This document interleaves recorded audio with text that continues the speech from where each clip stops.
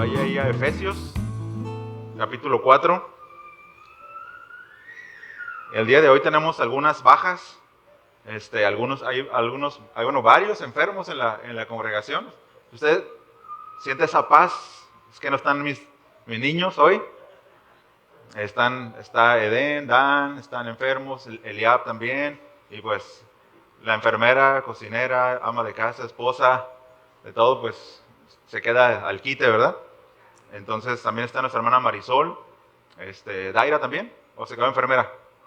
También Daira está enferma. Nuestra hermana Amalia ya regresó, ella mejorando. Es el cambio de clima, ¿verdad?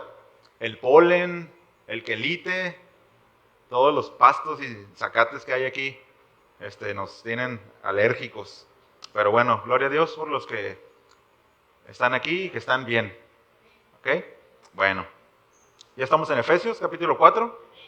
Hermano nos hizo el favor de leer desde el capítulo 1. Vamos a estar compartiendo a partir del versículo 11. A partir del versículo 11, y si Dios quiere, vamos a llegar al versículo 16. ¿Ok? Bien. Antes de ir al pasaje que ya se leyó, preguntarle nada más cuántos han tenido la gloriosa experiencia o la iniciativa de... Ahí me ayudan, ahí soy un poquito de feedback. Llega enero, después de los atracones de enero, y sí, este es mi año, voy al gimnasio, voy a poner a dieta, ¿no? Para Semana Santa estar al 100, ¿no? Y bueno, ¿cuántos han ido un día al gimnasio? No tenga vergüenza, no voy a preguntar después. El primer día al gimnasio, ¿yo? ¿Nadie más ha ido al gimnasio? No voy a preguntar quién ha ido el segundo día. No, todos hemos querido, no, ya ir al gimnasio, estar bien, ¿no? Hacerle así, que te pregunten, ¿dónde está el baño? Hacerle. Por allá, ¿no? Por allá. Pero ¿cuántos saben que el poder estar en forma, el poder estar saludable, toma su tiempo? ¿Verdad? Es un proceso. Por ejemplo, hay dietas, se me dificulta decir esa palabra, pero hay dietas que primero, antes de arrancar con todos los alimentos que tienes que comer, con todo tu programa, te desintoxican, ¿no? Y hay un periodo de días en el que tienes que comer, por ejemplo, hay una dieta en la que tienes que comer solamente huevo. Y huevo o pechuga de... El hermano Exaín sabe de eso bastante. Pechuga de pavo, pura proteína, no sal, no, nada de carbohidratos. Creo que son como 3 días, ¿no?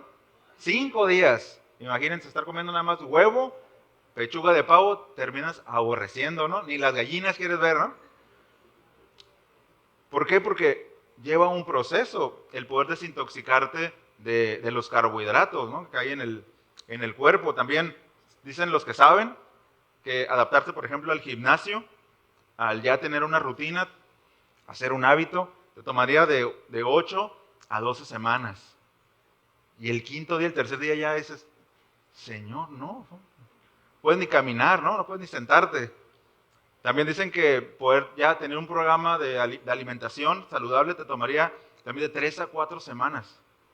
Entonces, está complicado, o sea, realmente hay quienes tienen ese dominio propio y esa fuerza de voluntad, ¿no? A veces es por cuestiones de salud, y a veces también como que le batallamos, ¿no?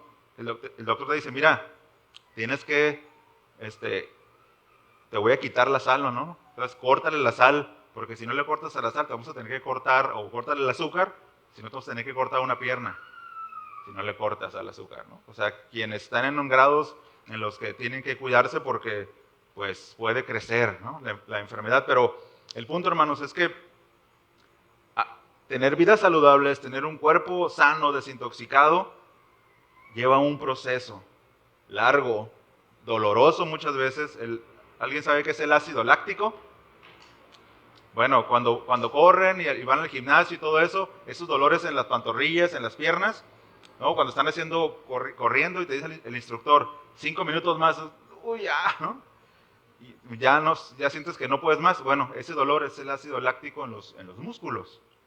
Entonces, es un proceso a veces doloroso. Y en la vida cristiana, en la vida como creyentes, también, ¿no? Todos tenemos una meta, todos como creyentes tenemos la misma meta, que es ser conformados a la imagen de Cristo.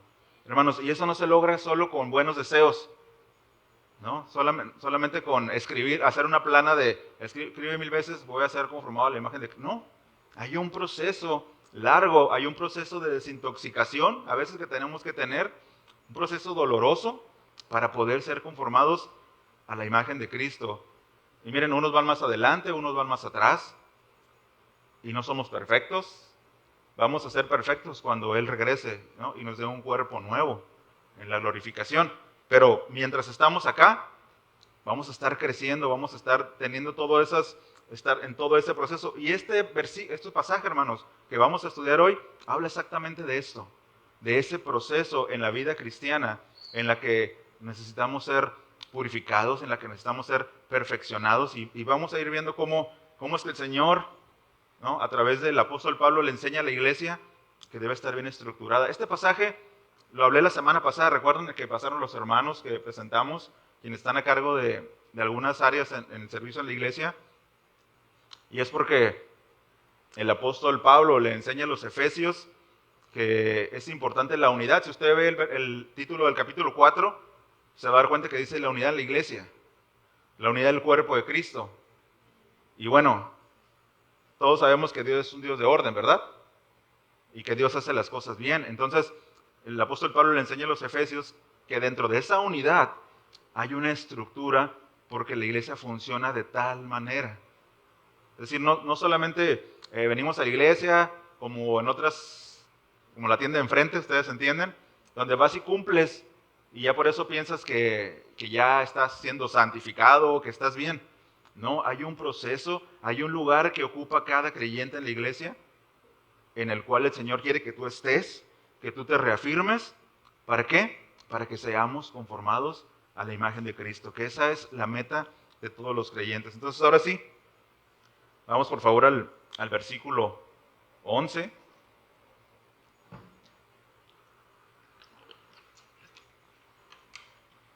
Dice así, dice, y Él dio a algunos ser apóstoles, a otros profetas, a otros evangelistas, a otros pastores y maestros, a fin de capacitar a los santos para la obra del ministerio, para la edificación del cuerpo de Cristo, hasta que todos lleguemos a la unidad de la fe y del conocimiento pleno del Hijo de Dios, a la condición de un hombre maduro, a la medida de la estatura de la plenitud de Cristo, para que ya no seamos niños sacudidos por las olas y llevados de aquí para allá por todo viento de doctrina, por la astucia de los hombres, por las artimañas engañosas del error, sino que hablando la verdad en amor, crezcamos en todos los aspectos en aquel que es la cabeza, es decir, Cristo, de quien todo el cuerpo, estando bien ajustado y unido por la cohesión que las coyunturas proveen, conforme al funcionamiento adecuado de cada miembro, se produce el crecimiento del cuerpo para su propia edificación en amor. ¿Me acompañan a orar? Amado Dios, te damos infinitas gracias por la bondad de permitirnos estar aquí, Señor, reunidos como tu cuerpo, como tu iglesia. Señor, te ruego que tú hoy nos enseñes, que hoy podamos a través de las Escrituras comprender y poder crecer en lo importante que es ser perfeccionados, que nos dejemos ser perfeccionados, que podamos hacer el trabajo que tú nos encomiendas, Señor, que podamos avanzar en la obra del ministerio, Señor, pero haciéndolo bajo tus estándares, bajo las normas que tú has puesto en tu palabra, y que podamos, Señor, como dice el texto, poder hacerlo en amor. Te pido que tú hables a la mente y al corazón de cada uno, Señor, y que tú unjas mis labios para poder hablar tu palabra con autoridad. Muchas gracias, en el nombre de Jesús. Amén. Amén. Y bueno, vamos a ir de lleno al texto. No vamos a hacer un estudio exhaustivo de todos los versos porque nos tomaría bastante tiempo, pero vamos a hacer vamos a puntualizar algunos aspectos de todo este párrafo, ¿no? Y bueno, les decía que la semana pasada tocamos estos puntos, ¿no? En el que el Señor ha organizado la iglesia, ¿no? Y cuando el apóstol Pablo está hablando a los efesios, actualmente había apóstoles. Él mismo era un apóstol, ¿no? Él mismo era un apóstol y también había algunos profetas ahí. Entonces, dice que él mismo constituyó apóstoles, profetas, evangelistas, dice, y a otros pastores y maestros, ¿no? Entonces, decía, el Señor estructura su iglesia para que ésta funcione conforme al diseño que Él estableció. No para que las iglesias tengan proyectos propios, ¿no? De cómo debería funcionar mejor la iglesia, proyectos de crecimiento, proyectos de pongo una visión, pongo una misión, ¿no? Luego vemos eso en el ambiente empresarial y es bueno saber a dónde va uno, ¿sí? Porque si vas en un barco y le dices, ¿a dónde vamos, capitán? Pues no sé, mira, donde nos lleva el viento. O sea, no, ¿verdad? Nadie se subiría a ese barco. Pero bueno, el Señor ha proporcionado una misión y ha proporcionado una visión para los creyentes. Entonces, eso es lo que nos enseña aquí. Y para llevar a cabo, hermanos, esa tarea, Él ha puesto a esos apóstoles, ha puesto a los profetas que hablaban la palabra de Dios, a otros evangelistas, los que iban por por todo Asia, ¿no? Por el territorio en el que se estaba predicando. Uno de ellos, Éfeso, esta ciudad, y a estos, ¿no? Pastores y maestros. Entonces, decíamos también la semana pasada que el Señor le ha otorgado cierta autoridad a algunos, ¿no? Algunos, en el caso de nuestra iglesia, algunos que somos pastores y maestros en la congregación, pero vean, no tenemos autoridad en sí mismos. Es decir, yo no tengo una autoridad sobre usted, el Señor le voy a decir a usted qué hacer, sino la autoridad que tengo es la que la palabra de Dios me da. Entonces, si yo le voy a decir algo a usted, si necesita corregir algo, ¿no? En ese sentido, o darle una instrucción, es porque la palabra de Dios me autoriza para ello, porque el Señor me autoriza para ello. Entonces, pero fuera de eso, hermanos, somos iguales todos. Todos somos mexicanos, ¿verdad? ¿O algún extranjero por aquí? No, ¿verdad? Bien, entonces todos somos iguales. Ahora, la realidad, hermanos, es que hay diferentes funciones, ¿sí o no? Hay diferentes funciones y para realizar tales funciones se necesita tener rasgos de liderazgo. Y no en el sentido de aquellos que despuntan más que otros, no, sino en el sentido de dirigir. ¿Okay? Y eso es de lo que habla el apóstol Pablo. La iglesia va a funcionar así, apegándonos y yendo tal y como el Señor lo está diseñando, ¿no? Entonces, ya que entendemos esto, que creo que no es difícil de comprender, que Él ha puesto a algunos para que lleven a cabo un trabajo, pero ¿cuál es el trabajo? Y nos dice aquí el versículo 12. El versículo 12 dice, la primera parte dice, a fin de perfeccionar a los santos. ¿Sí? Perfeccionar a los santos. Y mira, no voy a ir mucho al griego, solamente esta palabra, si me da chance. Solo esta palabra, perfeccionar, por la que podríamos nosotros pasar rápido. ¿Todos entendemos qué es perfeccionar? A mí lo primero que se me viene a la imagen es un escultor ya con una obra tallada, nada más ahí haciéndole algunos arreglos, ¿no? Digo, si tienes un bloque de mármol y está ahí, pues primero lo trabajas como en bruto, ¿verdad? Le vas dando cierta forma, pero los detalles finos, eso es perfeccionar. Ahora, yo lo entendí así, ¿no? Cuando leí el texto, pero si vamos a otras traducciones, por ejemplo, la Biblia de las Américas traduce esta palabra perfeccionar, que es la palabra griega catartismos, lo traduce como completar. Entonces podríamos leerlo de esta manera, a fin de completar a los santos para la obra del ministerio. ¿Sí? También el sentido que tiene esta palabra es el de alinear un hueso que está roto. ¿Han visto las fracturas de tibia y peroné? Algunos no tienen nervios para verlas, ¿no? Pero el hueso de aquí de la pantorrilla se separa y el pie se voltea, ¿no? Anda marcando vuelta el pie. Bueno, ese completar, ese perfeccionar es alinear ese hueso, ponerlo en línea con el otro, ¿sí? También habla de completar el mobiliario. Por ejemplo, en el tiempo del apóstol Pablo, recuerdan que la forma de viajar pues era en barco, no había aviones, ¿verdad? A pie, en caballos, camellos o en barcos. Y bueno, era todo un proceso. Había que subir cosas, entonces iban acomodando, nivelando, que el barco no se fuera a ir para atrás. Entonces acomodaban el mobiliario de tal manera. Tiene ese sentido, ¿no? De que ese perfeccionar es ir acomodando el mobiliario, es ir acomodando las cosas dentro de un barco, dentro de una habitación. Pero miren, no queda solamente ahí, porque esta palabra, tal y como se traduce ahí, solamente se usa en ese texto. Pero esta palabra depende de otra palabra. Los que han estudiado ahí concordancias o que han ojeado la concordancia en Strong, se van a dar cuenta que luego dice una palabra, te manda otra. Y otra palabra a la que te envía, esa es la palabra catartizo. Y esta palabra, hermanos, tiene más aplicaciones. A uno sigue hablando acerca de perfeccionar, a uno sigue hablando acerca de completar, pero por ejemplo, en otros pasajes, esta palabra se traduce así, por ejemplo, 2 Timoteo 3, 16 y 17. Si gusta, se lo leo, no vaya ahí. Dice, lo sabemos, ¿no? Toda escritura es inspirada por Dios y útil para enseñar, para reprender, para corregir, para instruir en justicia. Versículo 17, a fin de que el hombre de Dios, dice, sea perfecto, equipado. Ahí es la palabra catartizo, ¿sí? Que se puede traducir por perfeccionado, por completado. Entonces, es equipado para toda buena obra. En Mateo 4:21 dice que Jesús iba pasando, dice, pasando de ahí, se vio a dos hermanos, Jacobo, hijo de Zebedeo, y Juan su hermano, en la barca con Zebedeo su padre, dice, que remendaban sus redes. Y esa palabra remendaban es la palabra catartizo, es la palabra completar, perfeccionar. Entonces ya tenemos perfeccionar, tenemos completar, ¿no? Tenemos remendar. Y luego Gálatas 6:1 dice así, dice, hermanos, si alguno es sorprendido en alguna falta, vosotros que sois espirituales, restauradlo.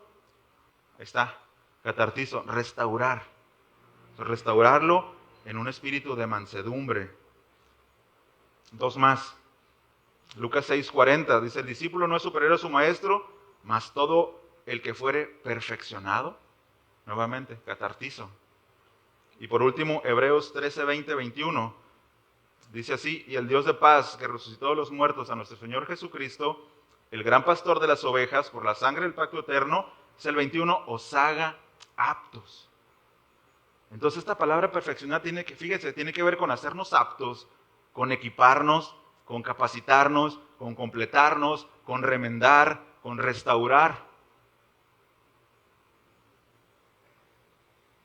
Entonces, estos conceptos, hermanos, nosotros, los que predicamos, los que estamos al frente, estamos llamados a llevarlos a cabo, ¿en quién?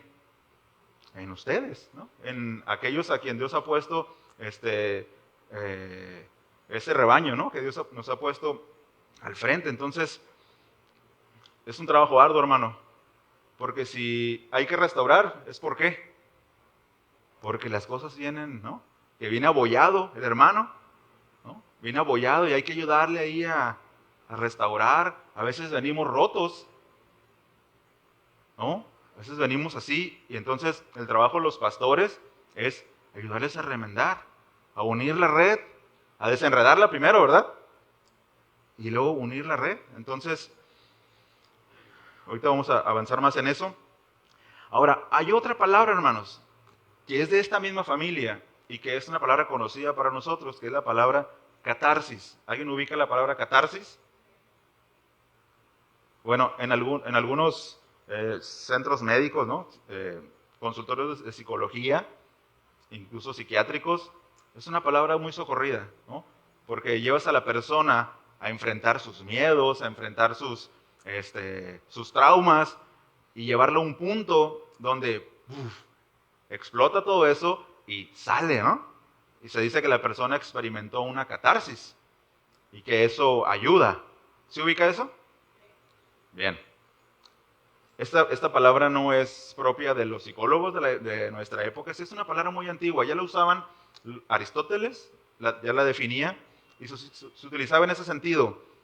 tanto en la literatura griega como en el teatro griego, se usaba para esto, dice, purificación y purga de emociones, dice, a través del arte dramático. O sea, puede ser cualquier estado emocional extremo que resulte en renovación o restauración. La idea es que hacían obras de teatro y dramatizaban de tal manera, ¿no? Eran buenos actores, que llevan a las personas a vivir. Yo no sé si ustedes, algunos evitan ver películas emocionales porque se meten en la trama y están sufriendo junto con el personaje, ¿no? Otros son fríos. No, pero hay personas que son así, ¿no? Entonces, esa era la idea, poder llevar a las personas a poder liberarse, ¿no? Poder purificarse, poder sacar todo eso, ¿no? Fíjense, el diccionario de la Real Academia traduce esta palabra catarsis como purificación, liberación o transformación interior, dice, suscitadas por una experiencia vital profunda. Hermanos, en el círculo más conservador, creo que nosotros estamos dentro de ese círculo conservador, más bíblico, luego tenemos miedo a esto. ¿Sabe por qué? Porque ha sido muy mal utilizada la catarsis. ¿Ha escuchado acerca de encuentros, retiros, donde se lleva a las personas? Yo estuve ahí en uno, se lo cuento de experiencia propia, donde yo escuchaba a algunos, y creo que se los he platicado, que lloraba como bebé porque lo regresaron al vientre de su madre y se dio cuenta de que era un hijo no deseado. Y entonces estaba llorando como bebé y tirado, ¿no? Y muchos descubrieron que sus papás de niños no se habían dado cuenta que eran hijos no deseados. Entonces es un lloradero por todos lados y fluidos ahí en el piso, ¿verdad? Entonces llevan a las personas a esa catarsis. Y la verdad es que se siente bien. Personas que han pasado por duelos, personas que están pasando por duelos, llorar es bueno, ¿sí o no? Llorar es bueno. La palabra nos dice que bienaventurados los que lloran, ¿verdad? Porque ellos serán consolados. Eclesiastés nos habla también de que hay tiempo de llorar, y hay tiempo de reír. Entonces, hermanos, ¿a dónde voy? Es que no porque se haya secuestrado la palabra catarsis es una palabra mala o es una palabra a la que tengamos que rehuirle porque está del lado de las emociones. Estamos llenos de emociones. Dios nos cableó con emociones. Es decir, eso no lo puso Satanás en nosotros.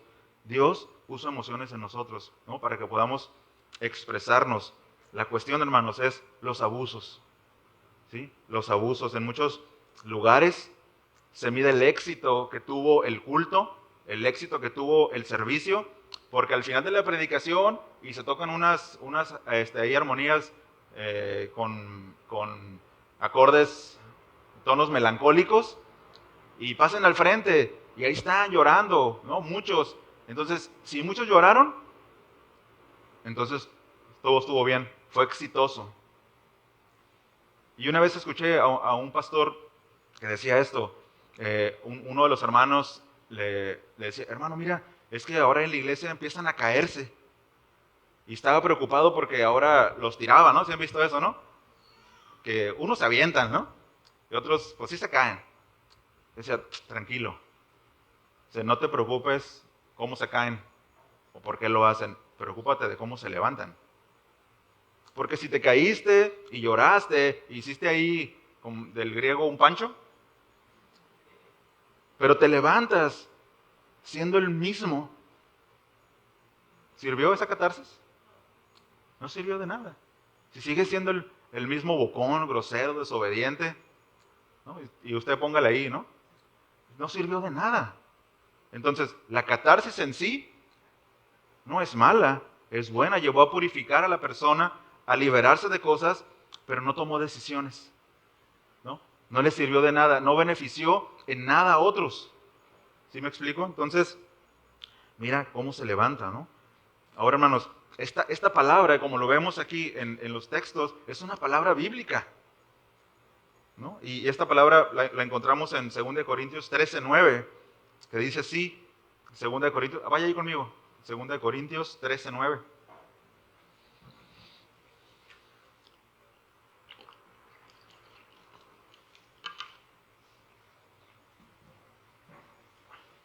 No se preocupen, no vamos a terminar con una catarsis. Estabas aquí, ¿eh? 2 Corintios 13:9.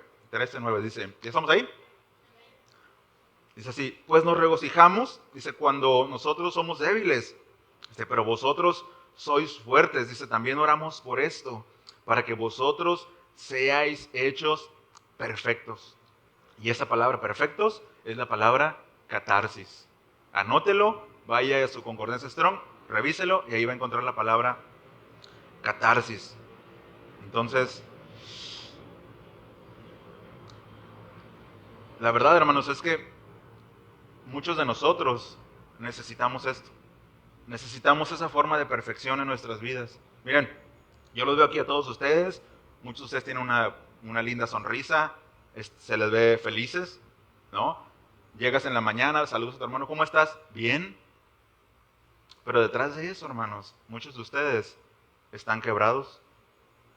Como dicen, muchos de ustedes llegaron apenas aquí con la reserva de la gasolina, ¿no? ¿Sí saben eso? ¿O nada más yo? ¿No? ¿No? Con el puro olor, ¿no? Dicen. Llegaron con cosas sin resolver. Tal vez llegaron con un maltrato aquí, desde casa. ¿No? Y vea, no es que queramos sobar, ¿no? No, y ayudarlo a lamer sus heridas. No, hermanos, lo que dice el texto es que los pastores y maestros estamos para llevar a cabo esa catarsis en ustedes, ¿no? Para ayudarlos a purificarse, para equiparlos, para ayudarlos a completarse, ¿no? Y la verdad es que estamos dispuestos, ¿no? Estamos dispuestos. Yo sé que, hermanos, que nosotros tenemos limitaciones, pero confiamos en la gracia de Dios. Confiamos en su gracia. Entonces, a veces tendremos que acomodar ese hueso roto, ¿no? Y ahorita, como lo vamos a ver, en primera instancia, es tarea de nosotros los pastores, pero una vez que ustedes son equipados, viene una tarea para ustedes, ¿no? Ahorita lo vamos a desarrollar. Entonces, nuevamente, a veces tendremos que remendar la red con ustedes, unir los pedazos que se rompieron a lo largo del camino. Y a veces alguien te rompió el corazón, o a veces por necio nosotros nos metimos en cosas. Pero esa es nuestra tarea, hermanos. Por eso es importante congregarse. Por eso es importante estar aquí, para escuchar la palabra. Y para después, yo tengo todo el tiempo del mundo para quedarme aquí y hablar con quien tenga que hablar. No llevo prisa. ¿Ok? Entonces, José Luis tampoco. ¿Claro? Ya lo comprometí. Entonces, a veces hay que acomodar el mobiliario en su lugar, ¿sí o no? Traemos las cosas todas revueltas en la cabeza y, no, mira, espera, ten paciencia. Empieza por acá. Hoy hablaba con una persona el domingo pasado que me decía que fue golpeado por la predicación, ¿no? Del pastor, la palabra de Dios, ¿no? A través del pastor Ángel. Decía, todo lo que estaba haciendo me lo dijo. Parece que le dijeron, y me lo decía con angustia, ¿no? Pero también se miraba gozo en su rostro, de decir, entendí. Y ahora sí, cuando voy a la iglesia, porque era una visita, voy a decir al pastor que voy a servir. Yo le dije, mira, primero empieza a congregarte, empieza a ser fiel en la congregación, y luego viene lo segundo, ¿verdad?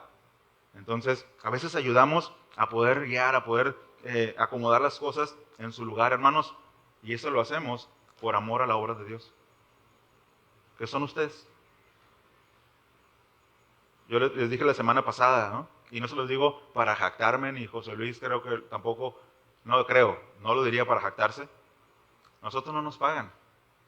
Nosotros no recibimos un salario, ¿no? Y si tenemos que quedarnos aquí, si tenemos que estar hasta las 11 de la noche trabajando, haciendo un proyecto en la iglesia, lo hacemos por amor a ustedes.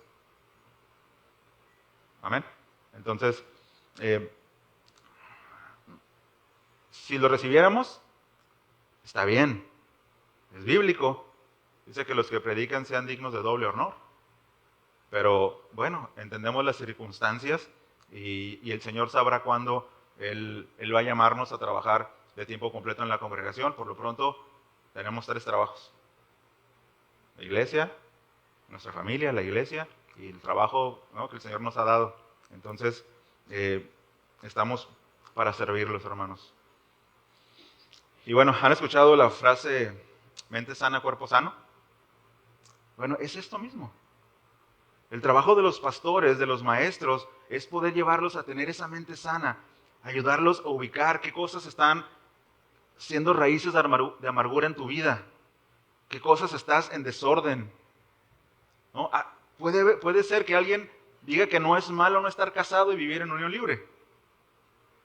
Pues es que yo no lo veo, o sea, yo amo a la muchacha, ¿no? O al muchacho. No, ordena esto. Esa es la labor, ¿no? Esa es la labor.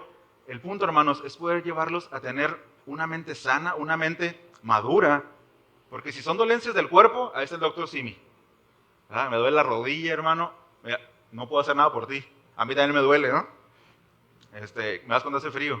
Ve al doctor, ¿no? Pero en cuestiones del alma, en cuestiones de la mente, es nuestra tarea poder ayudarlos a discernir, a poder que ustedes maduren, que puedan tener esa sanidad en su mente. Entonces, por último, hermanos, una última cosa al respecto, para cerrar este punto, ¿no?, de perfeccionar a los santos, es que aquellos que predicamos, incluso aquellos que aspiran al ministerio, este lugar no es para promover el ministerio de nadie, ni para proyectar mi vida, ¿no?, como predicador, como maestro, es para darle gloria a Cristo, ¿sí?, para pastorear su rebaño. Y todos aquellos que servimos y los que aspiran, si no estás dispuesto a ensuciarte y oler a oveja, ya fracasaste. Ya fracasaste. Entonces, esa es la labor, ¿no? Ese es el trabajo que tenemos. Ahora, decía, esta labor de perfeccionar tiene un propósito. No solamente se queda ahí en dejarlos listos, equipados, ¿no? Tu carro cuando lo compras del año, ¿sabes qué? Métele rines, métele una pantalla ahí de 12 pulgadas y que se vea así, ¿no? No, tiene un propósito. Y vamos al versículo, a la segunda parte del versículo, que dice que a fin de equipar y todo lo que hablamos a los santos, dice, para la edificación del cuerpo de Cristo. Entonces, esta capacitación, hermanos, y válgame la redundancia, es para que seamos capaces de servir, para que seamos capaces de llevar a cabo un ministerio en la iglesia local. Es decir, no vienes, te equipamos para que vayas y prediques a las naciones, eso tendrá su momento. No, para que sirvas en la iglesia local. Esa es la tarea de domingo tras domingo, de miércoles tras miércoles, equiparlos para que ustedes sirvan en la iglesia local. ¿Y cuál es el ministerio? Es equiparlos, ¿no?, perfeccionarlos para la obra del ministerio. ¿A qué ministerio se refiere? A la edificación del cuerpo de Cristo. Eso es un ministerio que tenemos todos, no solamente los pastores. Nosotros los ayudamos para que ustedes al mismo tiempo, cuando ya tienen una mente madura, cuando son sanos, cuando ya se libraron de esas cosas que tenían desacomodadas, puedan servir con libertad, puedan servir con una mente sana, con una mente madura a su iglesia, a esta iglesia, ¿no? Es donde estamos, ¿no? Decía un pastor, probablemente muchos de ustedes lo ubican, Paul Washer. No sé, yo hace 10 años empecé a escucharlo más. Y él tiene una agencia misionera, se llama Hair Cry. Y yo estaba todo emocionado, ¿no? Sí, sí. Y entré ahí para donar, ¿no? Para donar a la agencia. Y no me acuerdo si ahí había un video, cómo llegué a ese punto, pero él decía, si tú vas a donar a esta agencia misionera, primero tienes que haber diezmado y ofrendado en tu iglesia. Es decir, tienes que ser un ofrendador, voy a inventar esa palabra, fiel en tu iglesia, diezmador, fiel en tu iglesia, para que dones en esta página. Es decir, que no seamos candil de la calle, oscuridad de la casa, ¿no? Entonces, eso es lo que nos habla aquí, que somos capacitados y usted se lleva de nuestras vidas en usted para que sirvan a la iglesia local. ¿Ok? Entonces, dice un comentarista, dice, de manera que tanto los apóstoles como los profetas, como los evangelistas y también los pastores y maestros se tienen como misión principal capacitar hacer aptos, dice, a los creyentes en la iglesia para el ministerio al que Dios los llame, dice, pero que en ese sentido y contexto es la edificación y desarrollo del cuerpo de Cristo. No es para usufructo personal ni para colgarse un mérito, para servir a su pueblo, ¿no? Hermanos, y esa es nuestra misión, y esa es nuestra visión, y lo podríamos pegar el texto aquí al frente, ¿no? Esa es nuestra misión, nuestra visión, y es en el sentido que nos estamos organizando, ¿ok?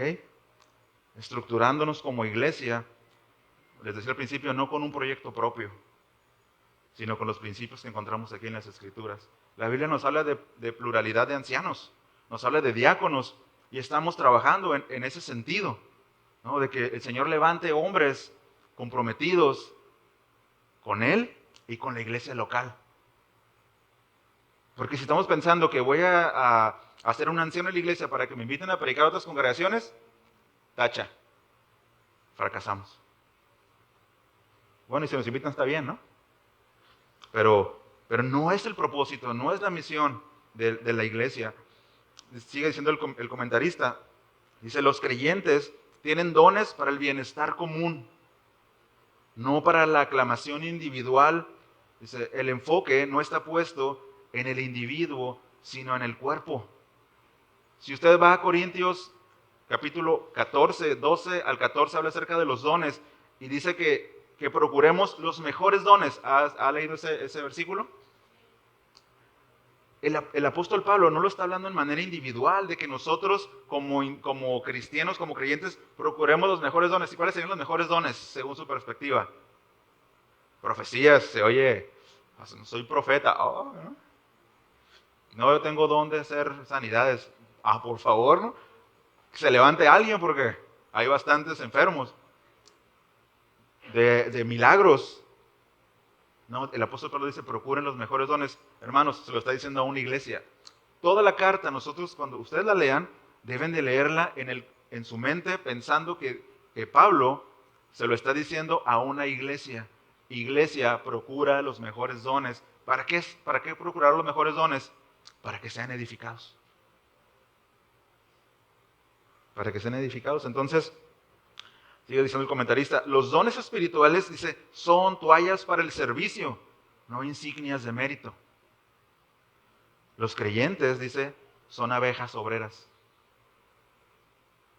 ¿Sabe qué hacen las ovejas? Las abejas polinizan, ¿verdad? Y son las responsables de que haya muchas flores y diferentes tipos de flores y que los árboles, y bueno, ahí vea la película de B-Movie o un documental para que sepa qué hacen las abejas, ¿no? Entonces somos llamados a hacer eso, sin no insignias de mérito, ¿no? Ay, qué bonito canta el hermano, ¿verdad? Quisiera ser como él.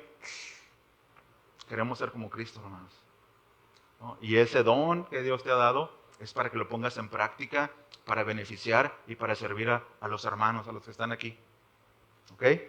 Entonces, yo personalmente, y también lo hago en nombre de José Luis y de los hermanos que están ayudándonos a liderar en un sentido, ¿no? la congregación, que muchos de ustedes han dado respuestas a Dios en cuanto a esto, ¿no? De servir a la iglesia. Y si usted ha notado que hemos avanzado un poquito al menos, estoy seguro que no es a causa de nosotros los que de alguna manera estamos al frente de la congregación, sino porque usted ha sumado. Ha sumado, no ha restado ni dividido. Miren, esa fue la primera enseñanza que se dio, por decirlo, en esta actual administración. Fue la primera enseñanza que se dio. ¿Sumas o restas o divides? ¿Estás en la congregación sumando o estás aquí haciendo de las tuyas, ¿no? Haciendo de las mías para restar o dividir? Y yo veo, después de más de 40 enseñanzas, que muchos de ustedes han sumado. Y los menos, o no sé si nadie, ha restado. Entonces, eso es para darle gloria a Dios, ¿no? Porque Él está equipando a su iglesia. Entonces, pues, gracias también a ustedes, ¿no? Que han contribuido a esto. Vamos al versículo 13. Que ya vimos cuál es el proceso, ¿no?, de purificación, de perfeccionamiento de los creyentes, cuál es el propósito, que es que seamos edificados, pero hay una meta, hermanos. Hay una meta. El versículo 13. Me tomé poquita agua.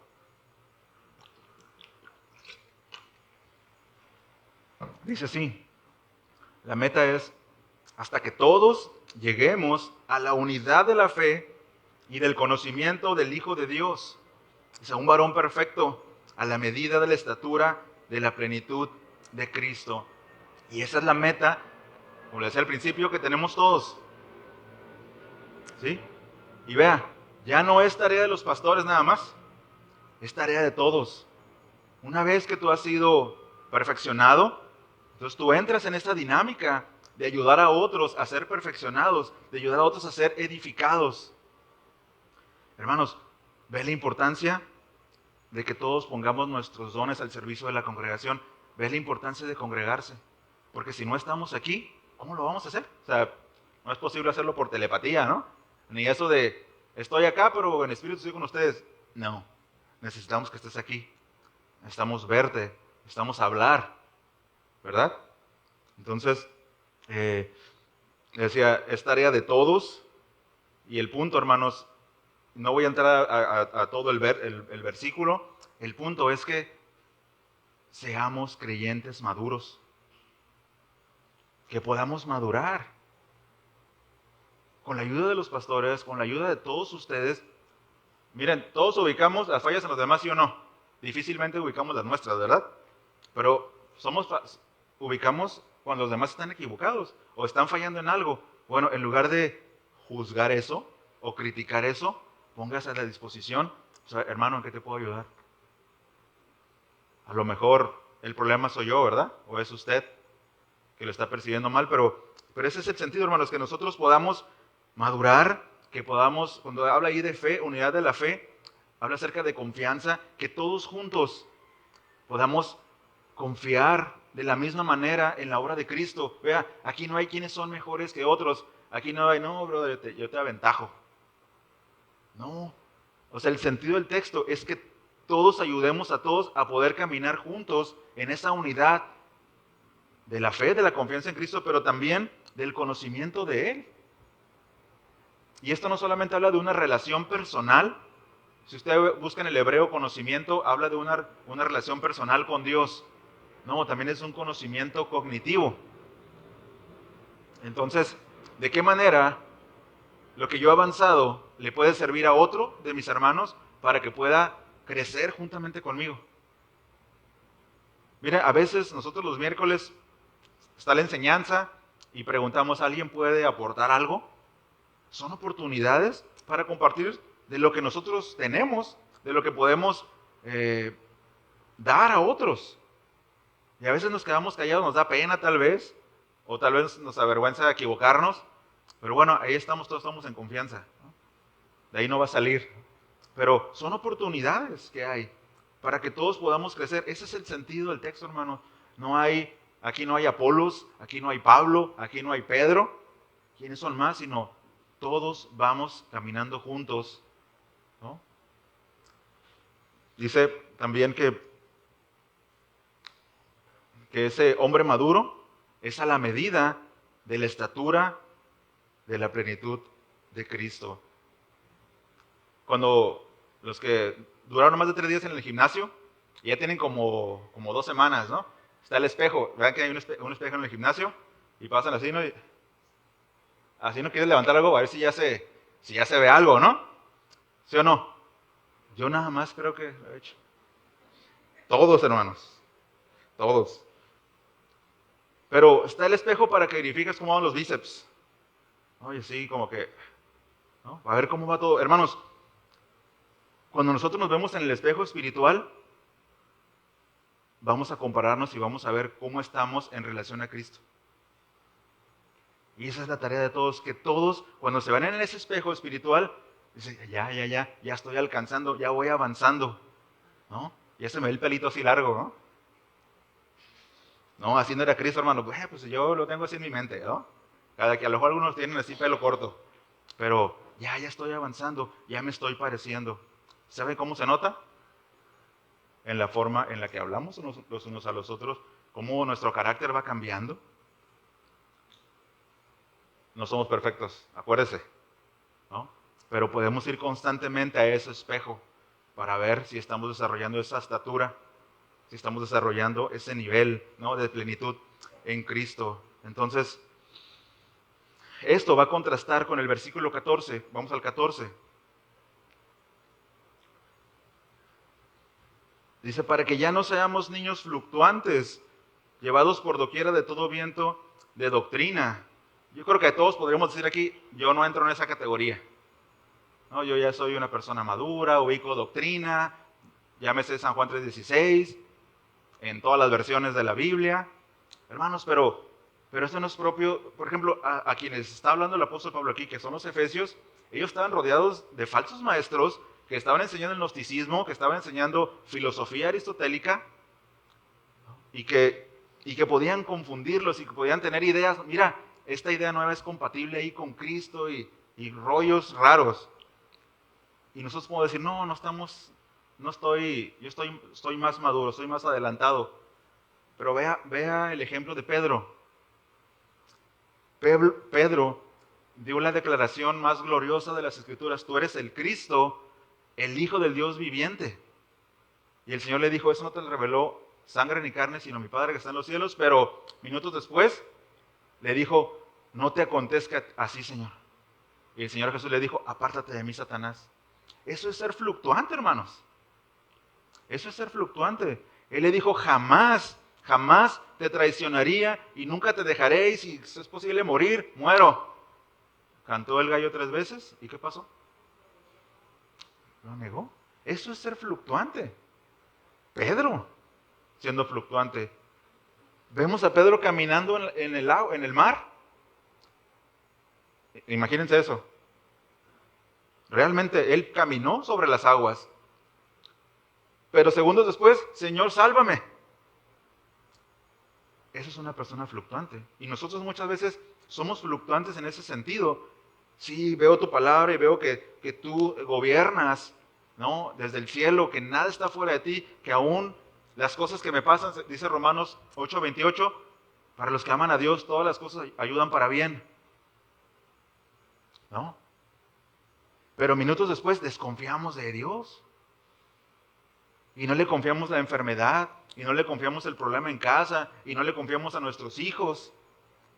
Eso es ser fluctuante, no solamente con falsos maestros, sino a veces nosotros en nuestra madurez fluctuamos entre esas cosas. Entonces, podemos ser engañados, hermanos. El capítulo 6 de Efesios habla acerca de eso. ¿Ha escuchado acerca de la guerra espiritual? Es eso mismo, una batalla en nuestra mente. Y el Señor nos dice a través del apóstol Pablo que equipemos nuestra mente de la verdad, de esa armadura, y que todo tiene que ver, hermanos, si usted lo revisa a profundidad, con el pensamiento y la forma ¿no?, en la que argumentamos las cosas. ¿Ok? Entonces, para que no seamos fluctuantes. Versículo 15 de ahí de Efesios 4, dice, sino que hablando la verdad en amor, es decir, todo aquello que nos lleva a fluctuar son engaños. Son engaños a veces de nosotros no estar preparados, de no estar estudiando la palabra, o que prestamos oído a cosas. Pero dice el versículo 15, sino que hablando la verdad en amor. Es decir, lo que nos va a hacer crecer, lo que nos va a hacer madurar, lo que nos va a llevar a desarrollar el carácter de Cristo y la estatura de Cristo, es la verdad. ¿Y cuál es la verdad? Su palabra. Su palabra es la verdad, ¿no? Pero dice que sea en amor. Sí, que no agarremos a bibliazos a los hermanos, ¿no? A veces somos muy buenos para agarrar a bibliazos, ¿verdad? Cuando vemos ahí en el Sermón del Monte, el Señor Jesús enseñando acerca de que tú ves, ¿no?, la viga que tiene tu hermano, ¿cómo se dice? La paja en el ojo de tu hermano, y tú tienes una viga, y así es muchas veces en nuestra vida, como creyentes, ¿no? Entonces, es en amor, hermanos, hablando la verdad. También unas traducciones dicen, aferrándonos a la verdad en amor, porque esa es la forma en la que la unión Es decir, en la que vamos a poder estar unidos. Porque si alguien es agresivo, si alguien es, sí, o sea, no actúa en amor, difícilmente vamos a poder ni siquiera relacionarnos, ¿no? Es reacio. Entonces, ese es el camino. Luego dice, hablando la verdad en amor, crezcamos en todos los aspectos en aquel que es la cabeza, es decir, Cristo. Y el versículo 2 de Efesios 4 dice, con toda humildad y mansedumbre, soportándoos con paciencia los unos a los otros, otra vez, en amor. Entonces la forma en la que desarrollamos la obra del ministerio, que es la edificación de los santos, que es ayudarnos a tener la madurez, la estatura de Cristo, es con la verdad, hermanos, pero en amor. ¿Ok? No siendo los jueces de los demás. Hermano, veo que estás batallando con esto. ¿Cómo te puedo ayudar? ¿En qué puedo ser útil? No quejándose con el pastor. No, aquel hermano, mira, si supieras, ¿cómo te puedo ayudar? ¿No? Y de nosotros, y yo he aconsejado a algunos hermanos en acercarse, ¿no? Para que podamos ayudar a los demás a resolver lo que está en su corazón, hermanos, porque no podemos dejar a alguien atrás. No podemos dejar a nadie atrás. Es tarea de la iglesia el poder ir caminando juntos. Entonces, ya casi vamos concluyendo.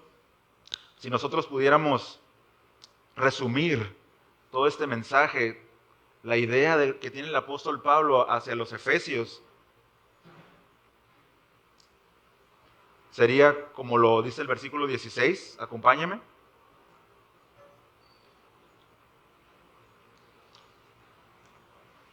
Dice así, de quien todo el cuerpo, bien concertado y unido entre sí por todas las coyunturas, dice que se ayudan mutuamente según la actividad propia de cada miembro. Dice, recibe su crecimiento, según la actividad propia de cada miembro, recibe su crecimiento para ir edificándose. ¿Cómo? En amor. Entonces el mensaje, hermano, central de Pablo en este pasaje es que es Cristo a quien toda la iglesia debe su crecimiento. Principalmente debemos nuestro crecimiento a Cristo, tal como el cuerpo humano, al hallarse debidamente sustentado y unido, experimenta un crecimiento normal. ¿Qué pasa si un niño no crece? Algo no está bien, ¿verdad? Algo no está bien y está pasando y no está creciendo. Bueno, cuando todo está bien, hay un crecimiento normal. Así también la iglesia.